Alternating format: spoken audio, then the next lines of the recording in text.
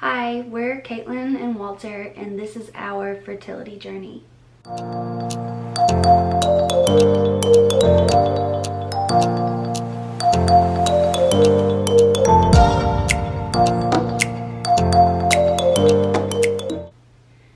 Walter and I got married in 2015 with no real plans of when we wanted to start a family. After being married about a year, we decided to purchase ovulation kits and tried for 3 to 4 months to get pregnant.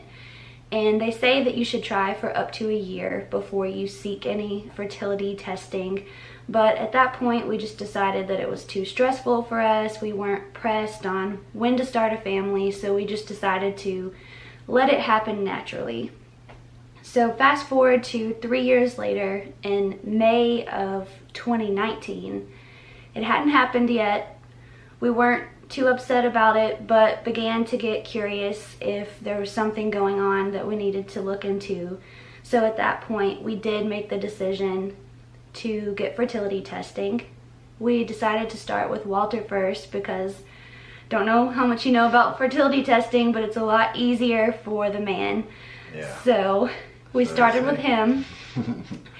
And to our surprise, we were very shocked to hear that there were some issues, and they told us that our only way that we could have a family with a child that was biologically ours was to have IVF.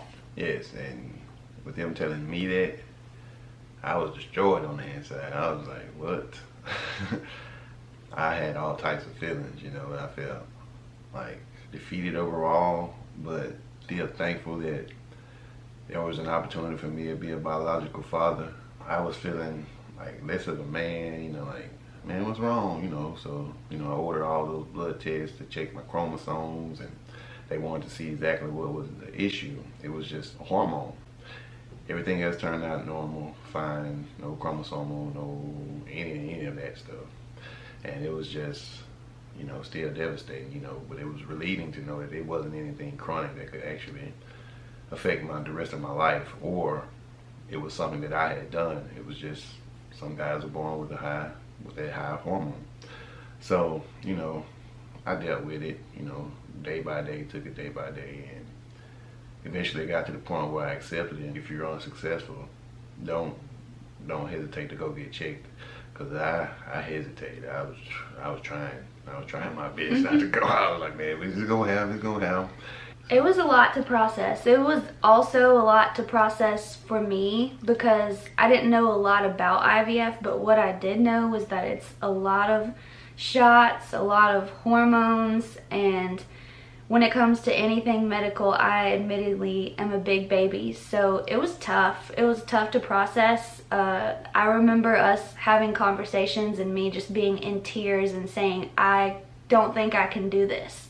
So that's why we wanted to document this process, because we want to let others know that you can do it and it's not as bad as you think.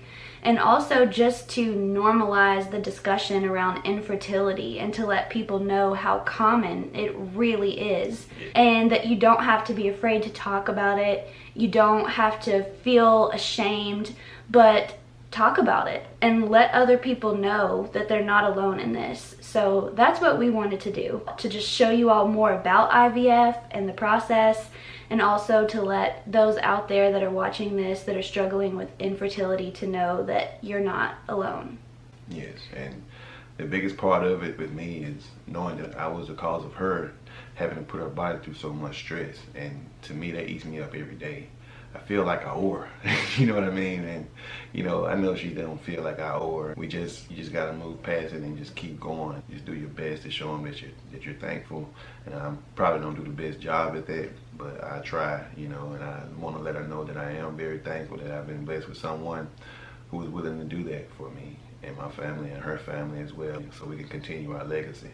So to transition into what you're about to see, 3 or 4 weeks after we got the news that we would have to do IVF, a college friend of mine and his wife began posting about their fertility journey on Facebook. The timing could not have been more spot on, And the interesting thing about it is that they decided to do IVF in Barbados.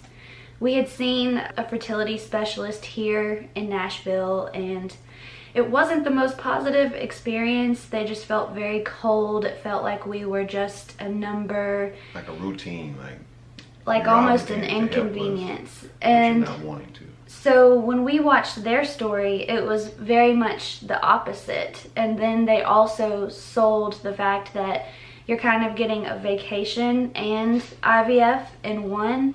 So at that point we were sold. I reached out to Wanda, my friend Lorelco's wife, and learned all about the process. She was really encouraging and has been every step of the way. And at that point we were sold. So that was in 2019, and I had some professional things going on, work, and we decided that once 2020 hit, we were going to do IVF in Barbados. So we hope that you will follow along with us. Please, if you have any questions, feel free to reach out. If you need to talk, reach out. We're here. That's why we wanted to do this. Yes. And men, if you need any encouragement, your situation may not be mine. Your situation as a couple may not be like ours. And they're all individually different. So we encourage you, and you're welcome to ask any questions. Stay tuned. Keep up with us. Yeah. Caitlin and Walter.